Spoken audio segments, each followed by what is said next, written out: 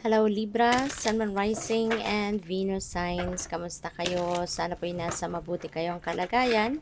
Welcome back po sa Star Tarot at kung bago kayo rito, welcome din po kayo.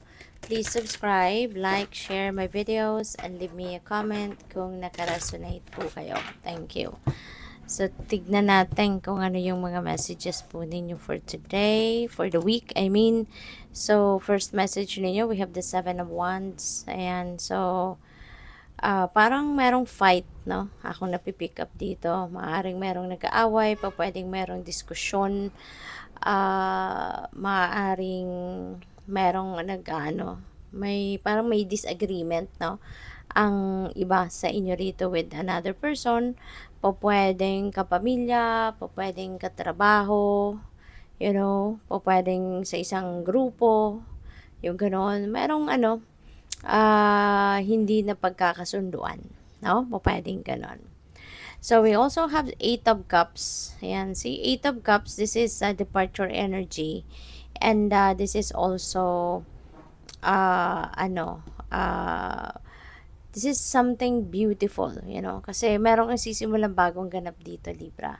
You are going to leave a situation and you are heading towards a new path kung saan maaring doon mo mahanap yung contentment mo, doon mo mahanap yung fulfillment mo, doon mo mahanap yung happiness, no? Na maaring matagal mo nang minimithi. Now, this is going to create a change, a major change sa buhay mo, Libra. Now, kung saan ka man papunta rito. Kasi, kung nasaan ka man sa ngayon, maybe you are feeling like this is no longer your place. This is no longer where you belong. Yung ganon, ano?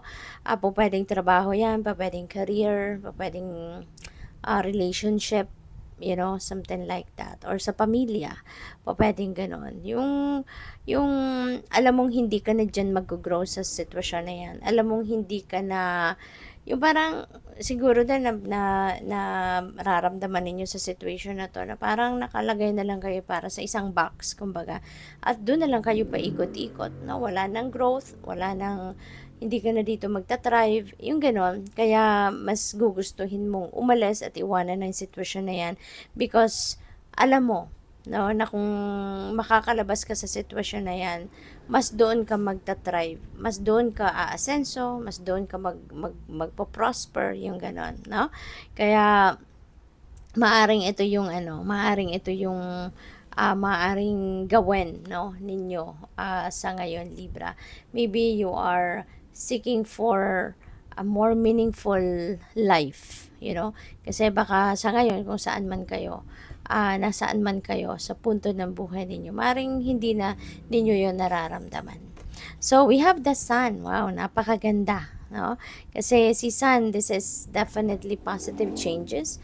Meron talagang mga positibong pagbabago na magaganap sa buhay ninyo around this time, At maganda to kasi eto si Eight of Cups, there is a new beginning dito. Si the Sun definitely, is offering you also a new beginning in your life. Kaya, this is really exciting period sa buhay mo. Kasi, gusto mo na rin na magkaroon ng pagbabago sa buhay mo. Kaya, eto na, 'di ba? Parang, eto na, talagang sinasabayan ka na ng divine universe sa ngayon. Sa kung ano yung iniisip mo, yun na din. No? Maybe this is like, divinely orchestrated, no, na pangyayaring ito. Kaya good luck talaga sa inyo. Si the Sun also is going to, aside from this is going to bring you positive changes sa buhay mo sa iba't ibang parte, magdadala din ito sa inyo ng success. No? Po pwedeng meron din kayong pagtatagumpayan, meron kayong mga bagay na pinagkaabalahan na ngayon maa-achieve mo na, maa-accomplish mo na, at dito kasi swertehin. No? Dadating na din yung swerte sa'yo. Kaya, good luck sa'yo. This is going to be a time for joy and happiness, no? May contentment, merong siguro meron kayong mga dreams dito that are coming to fruition na, yung ganon. So, you're definitely going to start a more exciting life. So, we have passion ignited. Ayan. So, meron ditong um, exciting talaga na paparating, no? Mga bagay na gagawin mo. You're going to start something new na talagang magpapa-excite sa'yo at maaaring ito yung magagamit mo kung ano yung passion mo. Whatever it is that you love to do, yan ay magagamit mo na, yan ay mailalabas mo na din sa ngayon. Kaya there is so much excitement na po pwedeng naghihintay sa inyo rito. Kaya good for you. Po pwedeng ano yan, career. No? Po pwedeng sa trabaho ninyo, po pwedeng meron kayong mga bagong skills or bagong talents na i-develop, yung mga ganon. So, we also have victory and success. Ayan. So, di ba, si Sun may hatid din ito na swerte, na tagumpay, na success. Kaya ito, no, si victory and success, talagang ibig sabihin ito, hindi lang iisa, no, yung area of life na po pwedeng pagtagumpayan ninyo. No, hindi lang ito sa kunyari sa trabaho or career, no? But pati siguro sa relationship ninyo or on a personal level, meron kayong mga ginagawa na pinagsisikapan ninyo at eto na, no? Magka-come to fruition ang mga yan. So, we also have awareness. Ayan, you're definitely going to start something new rito. This could be a new idea, 'di ba? Maaring maraming guidance, no, ang ipapadala sa inyo ng universe sa ngayon. Marami siguro ang pupwedeng dadating na mga oportunidad sa'yo dito wherein it's going to be like creative creative something, kumbaga, no, ang gagamitin ninyo dito, creative prowess ninyo, no. So this is really beautiful kasi talagang feeling ko divinely guided kayo, Libra. Maraming ideas ang mag-a-arise dito. Maraming ideas, creative ideas ang pwedeng papasok sa isip ninyo sa ngayon. Kaya marami kayong gustong gawin, no? So, tignan natin kung ano pa ang mga mensahe para sa'yo. We have your calling. Sabi dito, your life's purpose is like an awakening to put your gifts and talents to good use and enjoy the journey of life. Ayan. So, parang tinatawagan na din kayo ngayon. No? Maybe this is the perfect time for you to embrace your spiritual gifts. No?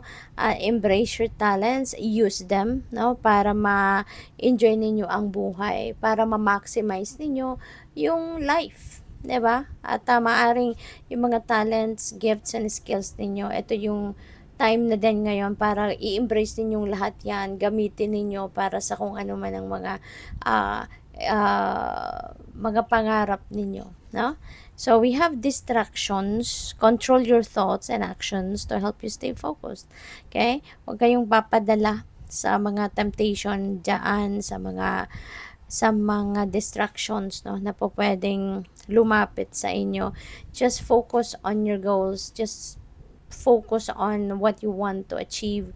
Kung ano man yung gusto ninyong makakuha, anong gustong ninyong mangyari sa buhay ninyo, yun ang pag-focus sa ninyo. Put your time, effort, and energy into it, no? Para na ma-accomplish ninyo agad. So, we also have beautiful souls. You inspire and uplift others. Napaka-inspiring ninyo. Libra, maaaring marami ding taong natutuwa sa inyo. Maraming tao ang nakaka-appreciate sa iyo because you are helping them. You are touching many people's lives, no? Siguro, Libra. Kaya, pwede rin na yan ang inyong mission sa ngayon. Pwedeng yan ang kailangan ninyong gawin, no? Maaaring yan ang dapat na pagtuunan ninyo ng pansin sa ngayon. So, good luck po. Thank you for watching. Love and light. Namaste.